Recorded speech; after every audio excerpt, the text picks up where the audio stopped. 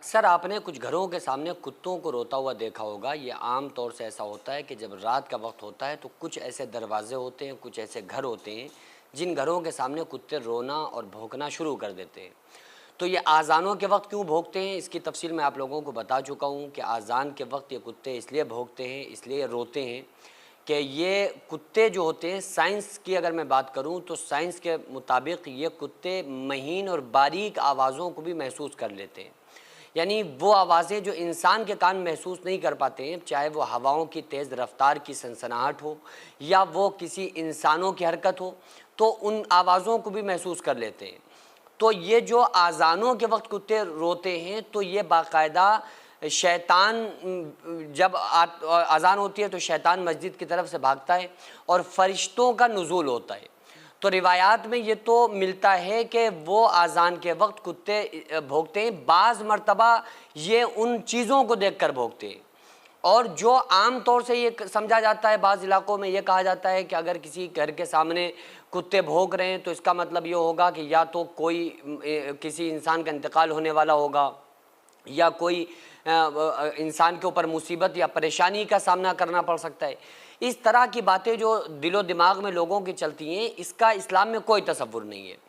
اچھی طرح سے سمجھ لیں کہ جو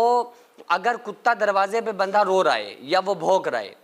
تو ان کی رونے کی بس وجہ میں نے آپ کو پہلے بھی بتا دی کہ یہ کچھ باریک آوازوں کو محسوس کر لیتے ہیں، یا کچھ آہٹ وغیرہ ہو تو اس کو محسوس کر لیتے ہیں، یا تو اس لیے بھونکتے روتے ہیں، یا انہیں بندھے ہوئے ہوں کسی خاص گھر کے سامنے، ان کو بھوک کی شدت ہو تو اس وقت بھی اس طرح کی آوازیں نکالتے ہیں۔ تو اس بات سے یہ سمجھ لینا کہ شاید ہمارے گھر میں بے برکتی ہوگی، یہ بالکل رسم و رواج ہے، ان چیزوں سے مسلمانوں کو بچنا چاہیے۔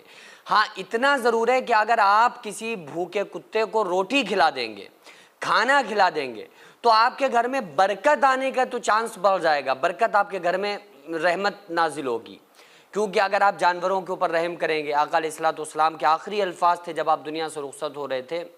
آپ نے فرمایا اے میری امت والوں میں دنیا سے جا رہا ہوں۔ تو جب آقا علیہ السلام دنیا سے تشریف لے جا رہے تھے تو آپ صلی اللہ علیہ وآلہ وسلم نے دو باتیں فرمائی۔ آقا علیہ السلام نے پہلے فرمایا لوگوں الصلاۃ، نماز نہ چھوڑنا، دوسرا وما ملکت ایمانکم، غلاموں، ماتحتوں، نوکروں، بیویوں، بچوں کے ساتھ اچھا سلوک کرنا، جانوروں کے ساتھ اچھا سلوک کرنا۔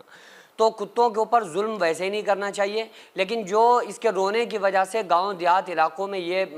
چلا آ رہا ہے کہ وہ یہ ہو جائے گا وہ ہو جائے گا، ایسا کچھ نہیں ہے۔ شریعت ان چیزوں سے منع کرتی ہے، اسلام میں چھوٹ چھات نہیں ہے، اور یہ ایک مسلمان کا عقیدہ ہونا چاہیے کہ جو کچھ ہوتا ہے، جو کچھ کرتا ہے وہ اللہ کرتا ہے، جو کچھ ہوتا ہے وہ اللہ کی طرف سے ہوتا ہے۔ اس ٹائم اکثر لوگ مسجد اور مدرسوں کو توڑنا اور گرانا چاہتے ہیں، تو ایسے میں ہمارا فرض بنتا ہے کہ ہم اپنے مسجد اور مدرسوں کو قانونی طور پر مضبوط بنائیں۔ اس سے پہلے بھی میں عرض کر چکا ہوں کہ ایسے میں ہم ایک ایسا اسکول پلس مدرسہ بنانا چاہتے ہیں جس میں بچے اسکول کے ساتھ ساتھ دینی تعلیم، حفظ، عالم کا کورس اور قرآن پڑھنا سیکھ سکیں۔ اتنا بڑا کام اکیلے بالکل بھی ممکن نہیں ہے۔ اگر آپ چاہتے ہیں کہ آپ کا پیسہ صحیح جگہ پر لگے اور آپ چاہتے ہیں کہ آپ کو اس کا ثواب قیامت تک ملتا رہے، تو پھر آپ ضرور اس مدرسے، اس اسکول میں تعاون کریں تاکہ قیامت تک اس کا ثواب آپ کو ملتا رہے۔ کیونکہ جب تک اسکول اور مدرسے میں لوگ پڑھتے رہیں گے، تعلیم حاصل کرتے رہیں گے، جب تک انشاءاللہ تعالی اللہ تعالیٰ آپ کو ثواب عطا کرتا رہے گا۔ اگر آپ چاہیں تو اپنے مرحومین کے نام سے ایصال ثواب کے طور پر بھی دے سکتے ہیں۔ تو اس کے لیے سب سے پہلے ایسی زمین کی ضرورت ہے جس میں ہم یہ پروجیکٹ تیار کر سکیں